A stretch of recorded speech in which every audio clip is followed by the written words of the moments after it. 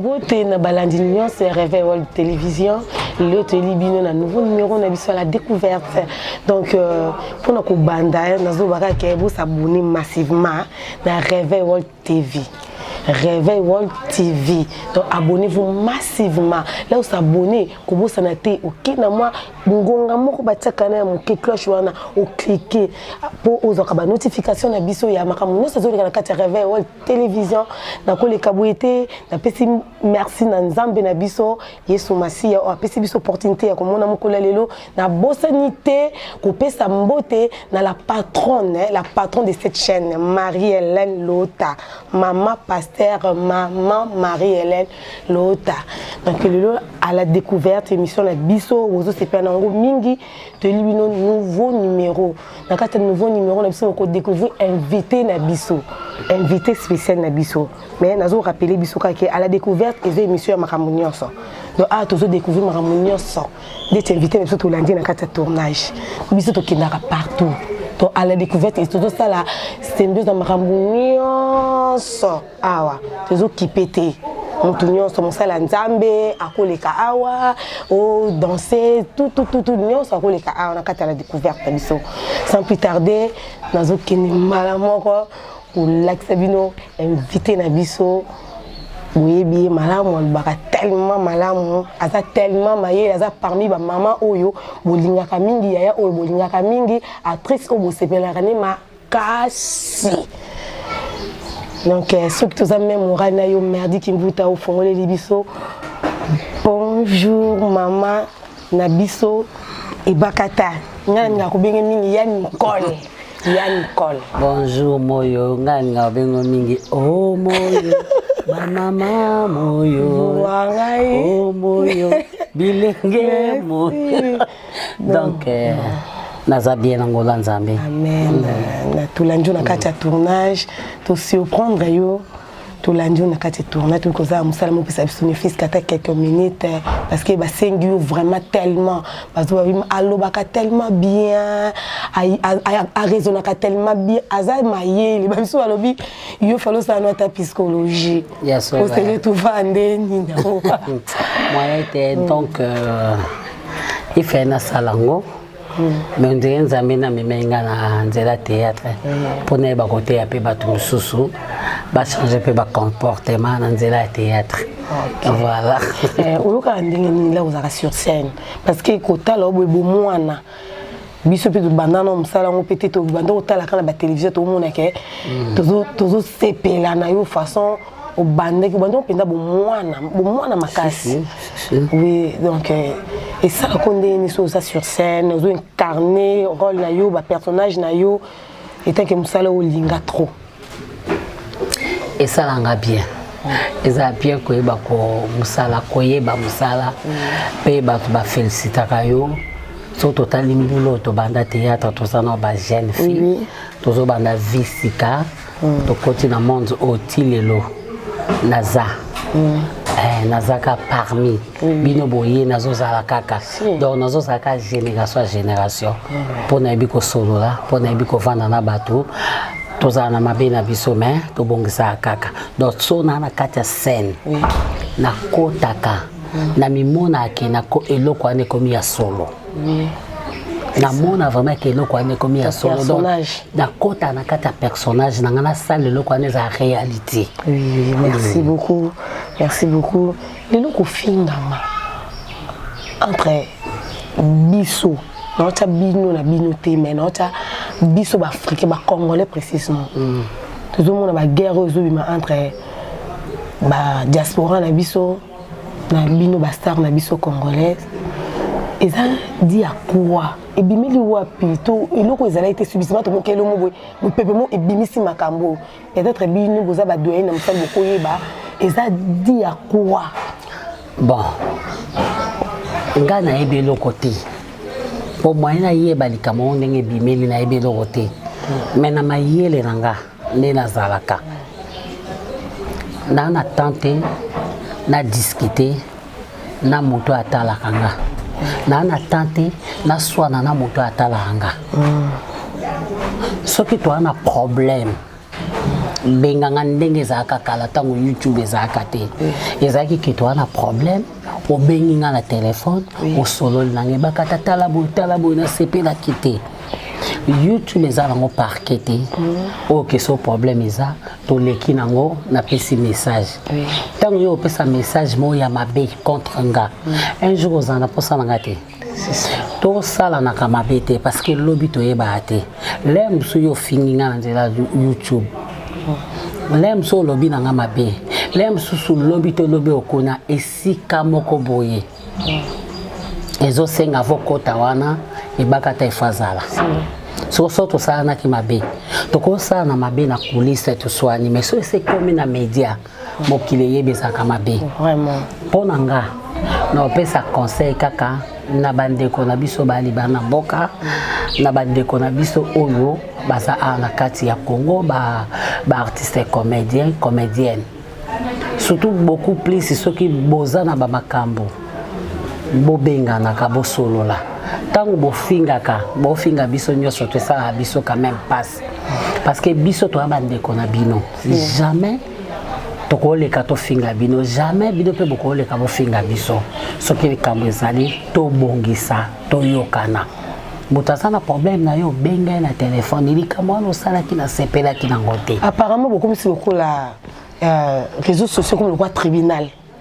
Donc, mutu mwana funda na parquet ezate mais réseaux sociaux comme le roi réseau 4 mais makambo pesa na solution te comme si na bibo ndeti ngana ko comme ça réseaux sociaux tribunal te pourquoi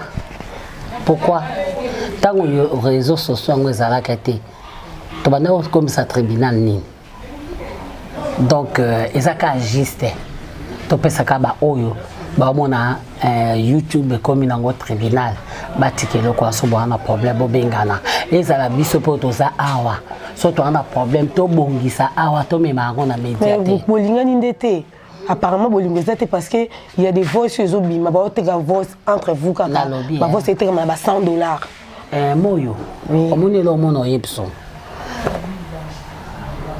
partout dans le monde koyina nezalaka ba Nigérien ba exposer bon tende si bo exposer ba problème na bisayo ba ndenge za partout dans le monde koyina nezalaka na ba société nyonso to eza na ba église eza la partout koyina nezalaka mais batu obo bimsa voice bateki pona $100 asali $100 ngo siviti yaka nsitango ya mibimisi akiateki voice toyebete to yeba na psoyeti ah bon mais tikali ka tozo eto tiena motala kawana tout le monde doit comprendre que muto bimsa la voice pour maloba pe ya mabelo ba makati eza juste kaka ke masolo to solo laka na koza question moko boye ba poser kinga yango ndine se bon habité énormément pas ya Nicole à répondre tellement za kamaeli makasi conseil nyo pesa na basi ya mabala ou bana diaspora bazo ba via mibana mo bazo exposer na ba réseaux sociaux be basi na bango ba vie na bango bazo exposer ba vie de couple na bango bazo exposer na réseaux sociaux.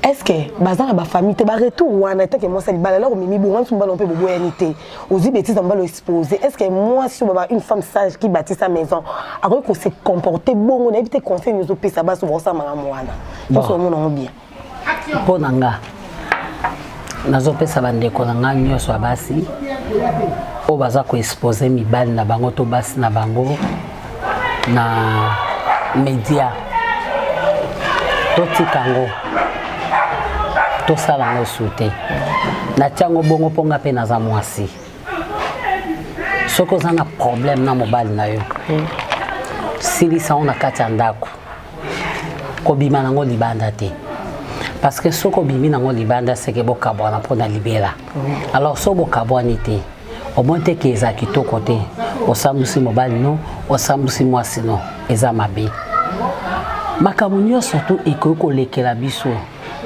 mais soki to mipesi yango pa nzambe ne muteba ko pesa biso kimia na kati ya mitema na biso problème ekoza ya ndenge nini mais tango binzambe nazwi makambo ya mobali nanga na tika na maboko na yo nazwi makambo ya mwasi nanga na tika na maboko na yo nzambe da so na pesa yango pa bato mokili bato mokili bako cholanga bako pesanga conseil mais na sima bako cholanga nzambe yoko cholanga te pesanga kimia obokili ko pesanga te okomona okozwa kimia moko moteme kiti nazala na problème moko kala et dérangeant moral nanga problème wana na perda 17 kilos na 4 jours. Ah bon?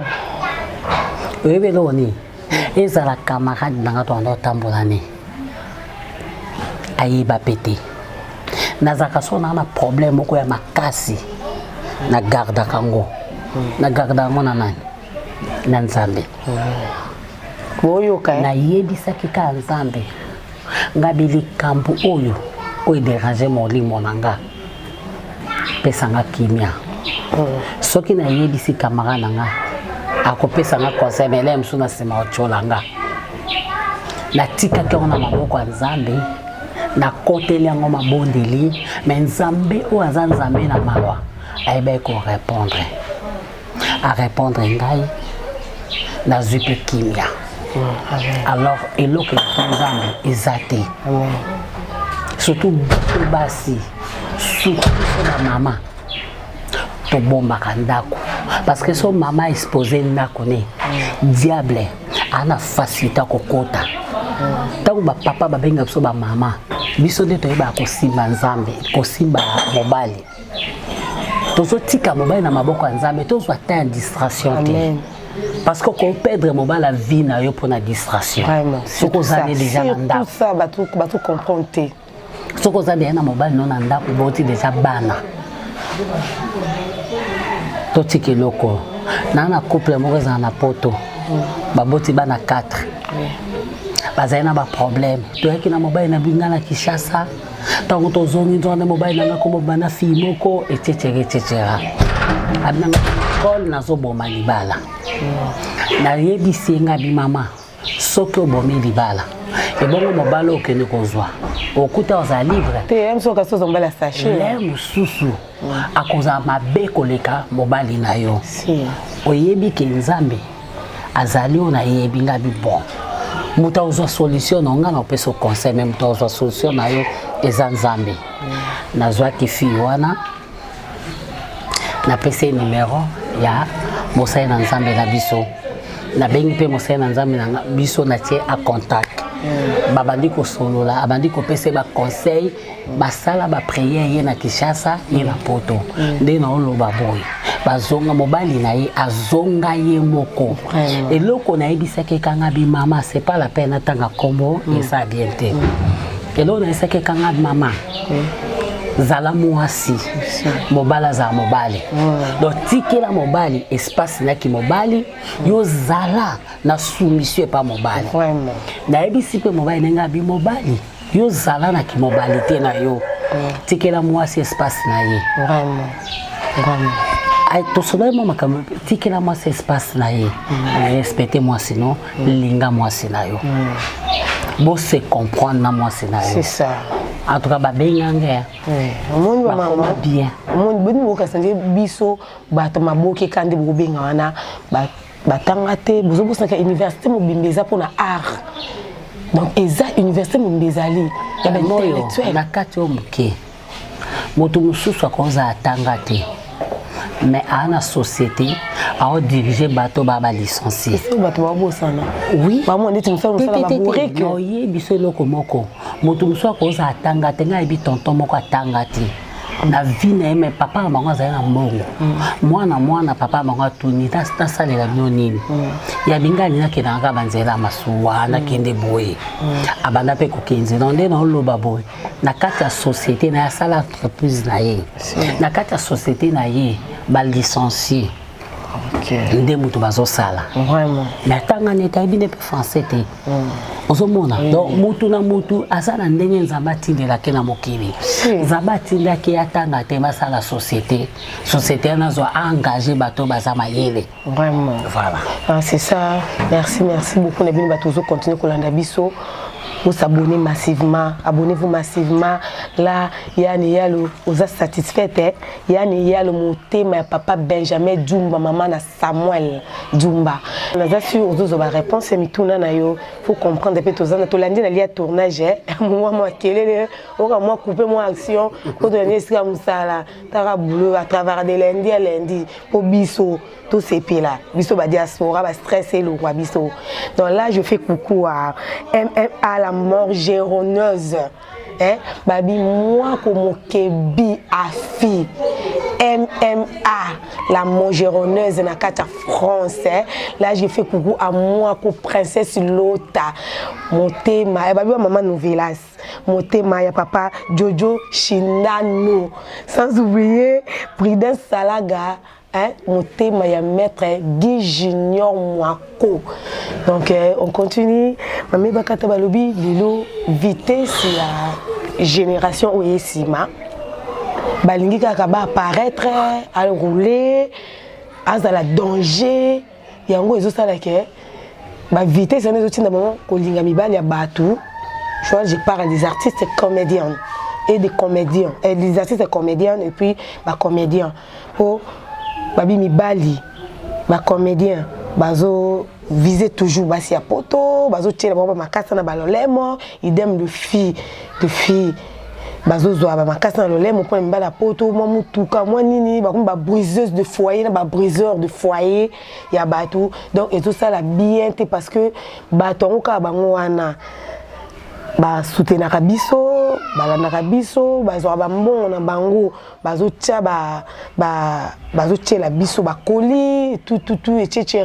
mais kaka biso batongo wana tokomi kolanda mibali na bango tozolanda basi na bango donc par rapport ya vitesse ya kinelo nde babalelo kinelo na éviter bon makambo eza ngo lelo te moyo mibali ngo ka bango wana obanda olinga pe ka ba comédien et banda nango lelo te et banda kala eza ngo ka pona mibali ya poto te eza ba mibali ya mboka nyonso eza ana Congo azana ye marié mazola na mwana mwasi mais mwana mwasi wana yebi te kaza marié parce que problème eza nini tango déjà na solo akana motu mobali nene olingete.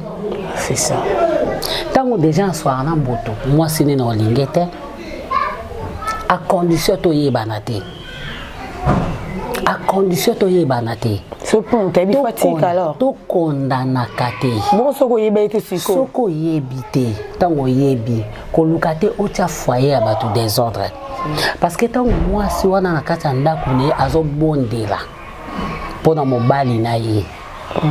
Soka abondeli mabe ezwayo ozolanda parce que likambo toko boya ngote toko pekisa pangote parce que ebanda banda ba mama na biso na bakoko na biso mibali bazaka na basi mokote il faut kaka linga libanda apparemment génération biso ndiye tomo sango mabe papa ba concurrence mo boye omoni diane kamwanga bali na yebi ko bali mobali mo za poto ngape foka na luka na poto non kasi omoni des gens to vivre kana compétition te so to vivre na compétition mabe le mususu diane kamwanga nzamba ba ko pese di bala poto le mususu yo nzamba ba ko pese di bala awa parce que so yo lingi mo bala mbutu eko yebi mwasi ni mabeti eke mwasi no mwasi na ya bengi yo si tala ulingi mobile nango komotia désordre na foyer nanga soki pe bakoma otia ba biloko na lolemo batika baluka mibali baza bango belo ba ngiri ngetalinga te etalika bango boko soko iloko yo yebi batongo batiaka biloko na lolemo luka bango oswa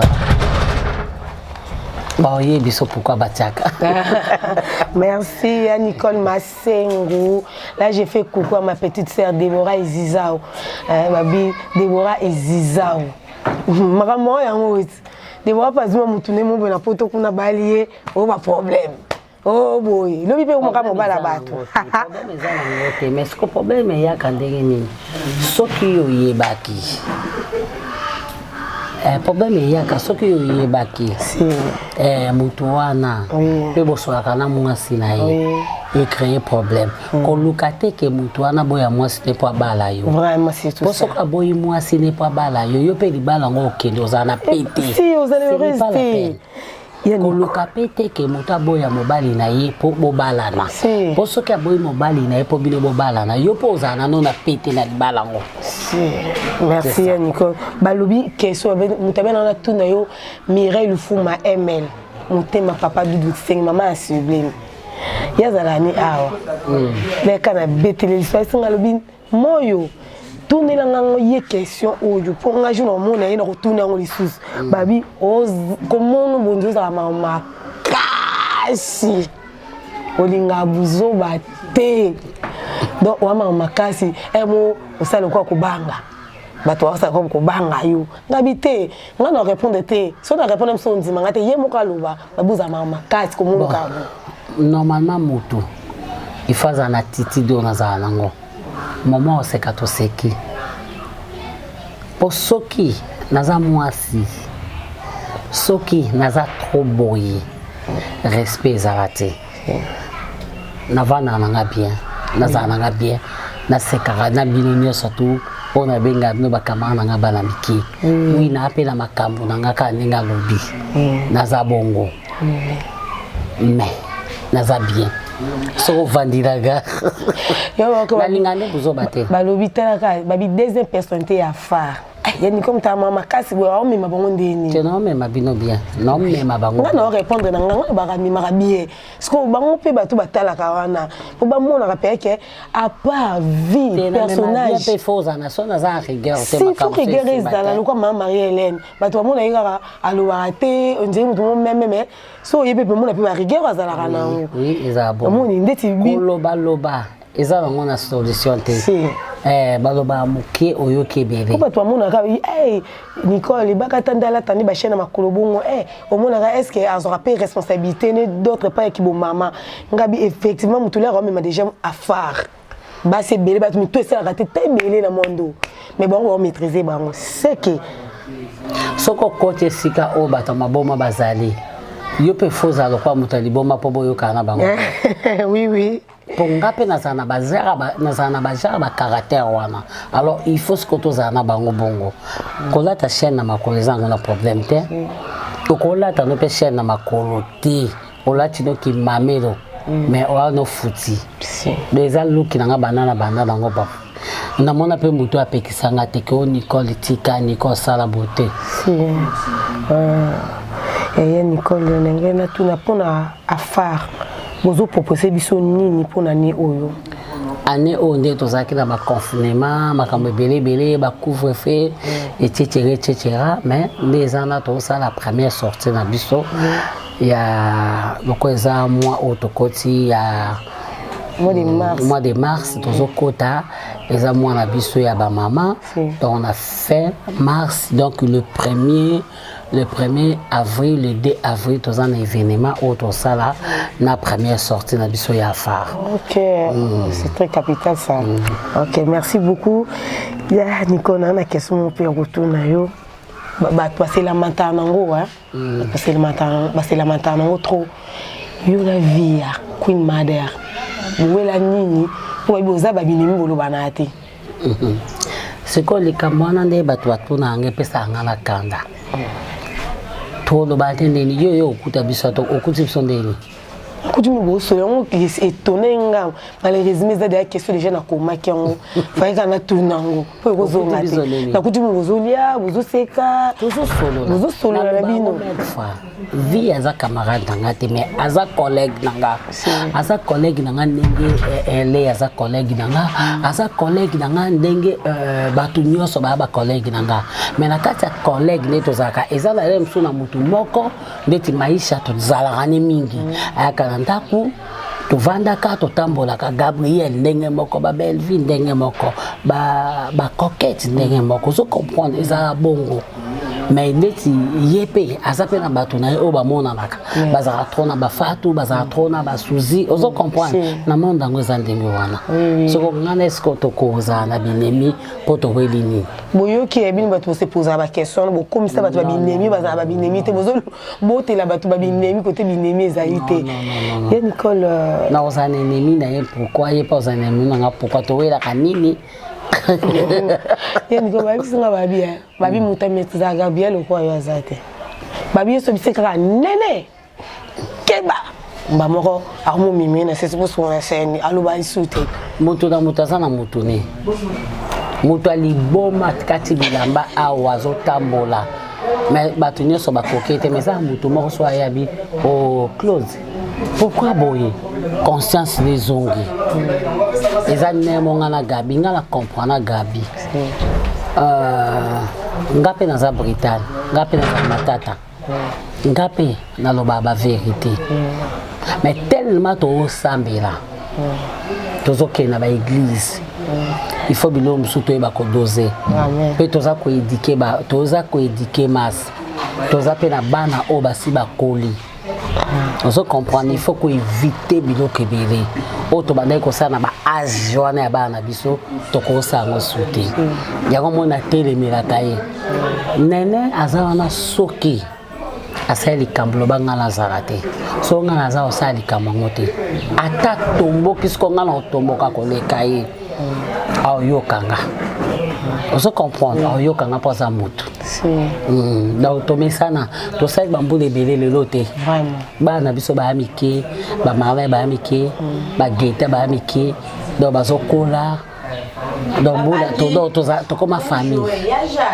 est-ce que ndingo ça musala o ozape na capacité na possibilité otika moi no pe à exercer boulot ou job ou Marlène a kota kiti Marlène a comme ba maman ya Nicole na sala na comme au côté c'est pas ça la moi ndam to ebe mo bomba bana po olinga te po bato wana bazo kana ba bana bino trop bomo ko bomba bana bo olinga sute bana ba apparaître po bazo lingela bana ba boule akolingela mwana boule te yo za na problème na maman et bon yo ke na problème yo ke ne pas moi ndengeni parce que tant yo lingeli mwa moninga boule iloba yo botate mais soko botate wana bana bandeko baba ndeko so problème pe komeli bango oyo capacité ndenge yo ko yo capacité ndenge ngape na yo capacité pour lingelinga mwana boule oso comprendre bana mwana ngazo sa ne théâtre soki sengi ke nga moko ndenge na memela mwana nga nalinga trop asa mingi pa nga soki sengi ko Marie-Hélène a joué Gabriel a joué pour mes akate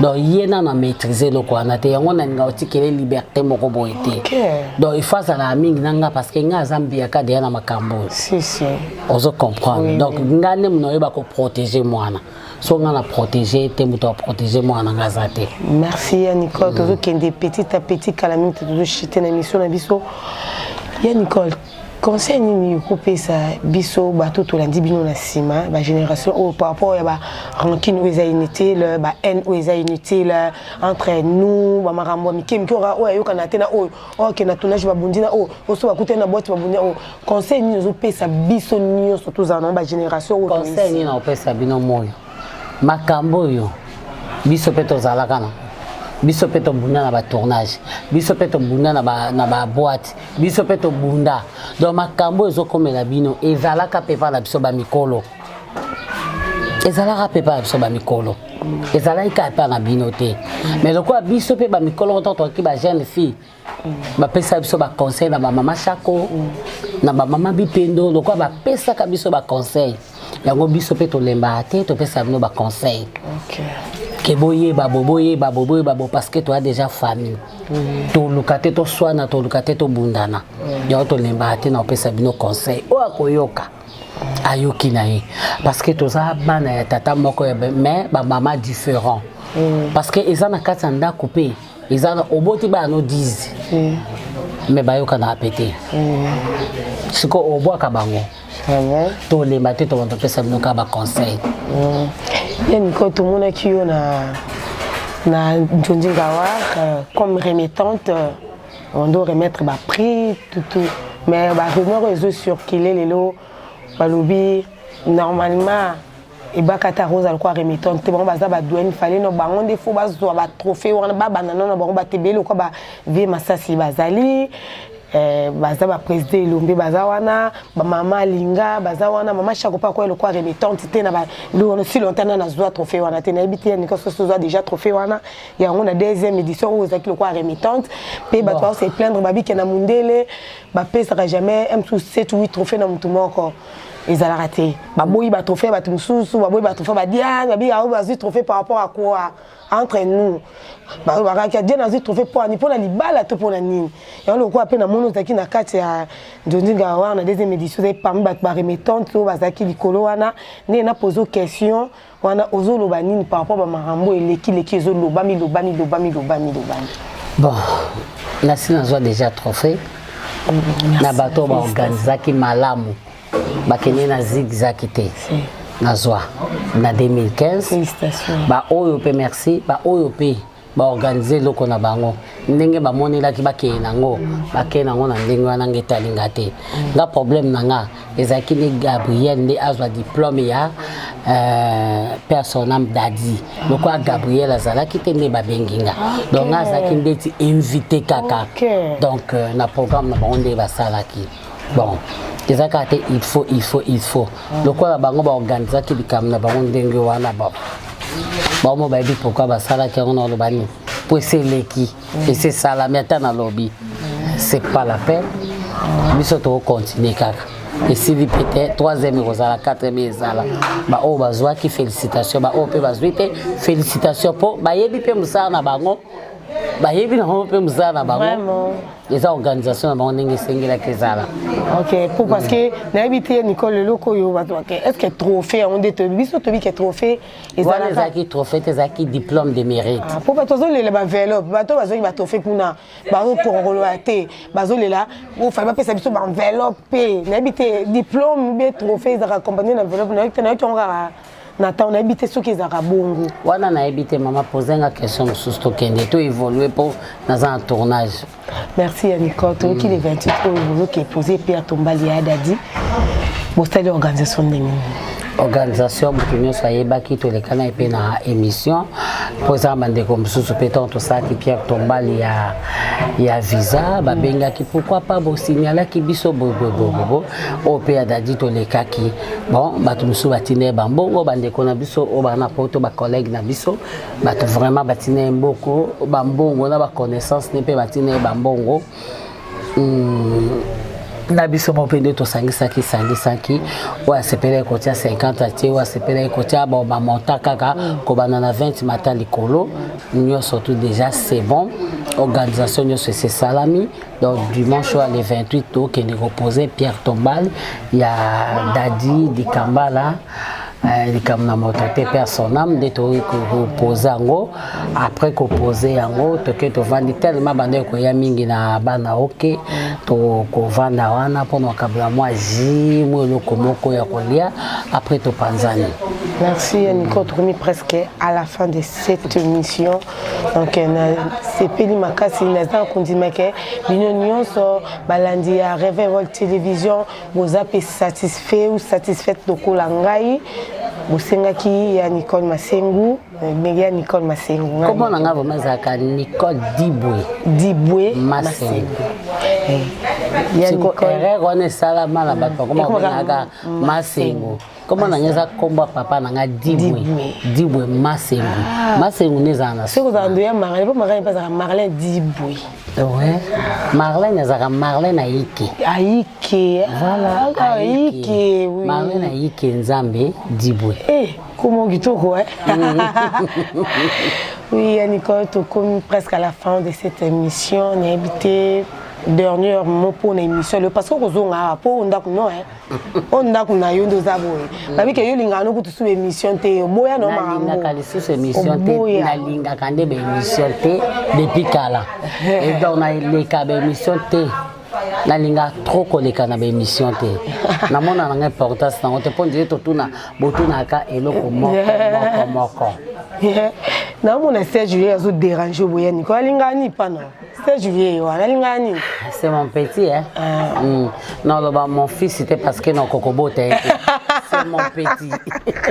Serge Yuyeye alinga nga mingi nga pe na kolinga te na asepela nga mingi nga pe asepela ne mingi nde na jouaka ye pe nga jouaka ya Nicole moi dernier mois pour la émission ya lelo okulu bana ba fan nyonso ya Réveil World Télévision bazolanda yo nasengi merci mingi l'équipe mobimba Yabino na Marie-Hélène de bokalisi kolandanga bo considérenga bolandinga tina musala vraiment merci na pesi ba fanatiki susu mbote yebele o bolandanga bo pesanga ba conseil en tout cas merci beaucoup Nabino boza malamu nazali penozala. Amen. Merci beaucoup, cher ami. Balandina Bissonio sur Réveil World Télévision. On peut s'en botter pour la nuit. On a tiqué l'espace. On a taloboyé. On a tiqué l'espace. Mais elle a dit, tout ça quand même moral. Oh yeah. Oh yeah. On peut s'en botter. Eh, tu peux s'en botter pour la nuit. Bon. On a tiqué l'espace. On a enchaîné. Non. Naza bien éduqué, tu peux single bini na prendre attaquer maman. Ouais, Nicole, merci beaucoup. Et Nicole, moi 3 4 5 6 personnes, 7 personnes, 8 personnes ont fait ça va beauté. Nazo pesa na beauté makasi na agence moko ba agence ezebele na kati ya Congo. Ba agence vraiment eza ebele. Mais pour Nanga, pour na yo, pour na bisonyo c'est ça comme moko. Héros discounter. Il y a Maman Prudence, Ciara, Bob. Agence Waneza, agence Amituka. Agence Waneza, agence Yabilo Konyo Sanda kwa benga ba meuble bino ba botanga mingi. Il y a kanabilo Konyo soto on a poso changer salon mobimba. O changer chambre, o sala boy. Agence moko. On a posé son mamutu ko jeep nini ka héros discounter. O bengi biso ka na héros discounter ya Maman Prudence Ciara Bob. Na pesi mbote nanga epa ya Jeff Bokungulu mwana Bokunza mpela ndeko ya Mama Rosita Bokungulu Mama Boboto Mama moko ya malamu na pesi mbote nanga pa Domitille Makenza kama nanga longue date na pesi mbote Sylvie Wayengo na pesi mbote vie nanga José Sala mobala mandefa pembe motema kati na Lyon na pesi mbote nanga pa Kakato Mandala mbote sikozali ya Willy Mouché Neko Damboka na peso mbote sikozali na bosente famille mobimba ona linga kape ba balinganga mingi Mami Nathalie Fikipo motema papa Paul Fikipo agence FBT Misalande ozo ba koliko katanga te ona zo koma ya kota sika ozo ya batebele dira yoze mutabatebele so on a pesité ma bête okimisila kombo nakimzondeni mutazala na mutata yumoko yani gola zali kanisa bien na deux personnes na sopana kala yumtuzobizanga alors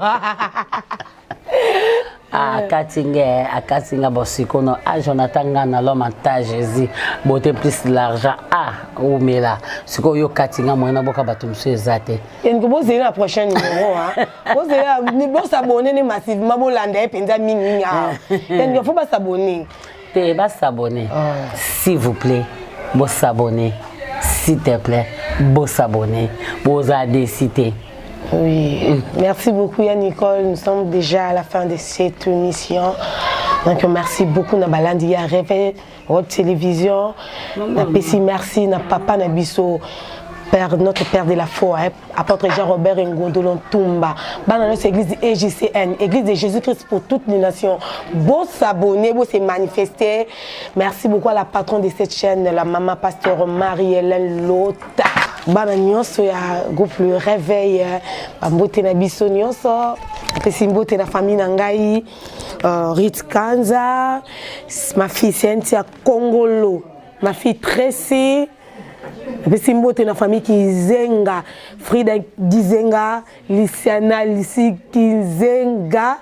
Donc nabosani bino te napesi mbote baninga nyonso tozala bango na pensée na Diane Kamwanga, napesi bambote na ngai papa Pascal Kanga, notre cordon de l'église égyptienne, notre chargé spirituel, pasteur Pascal Kanga, docteur, notre cordon de l'église égyptienne, na sanité berger Rodi Manoka, pasteur Charlie Manoka, na sanité, vous avez belé à Nzambelanga, vous avez Gisèle Moseka, Moski, Prince Chabani, là-bas, Fabrice Mbala, leader tour du monde, et Igete Oukola, na Pessimbote, donc restez branchés, na Réveil Télévision, émission à la découverte.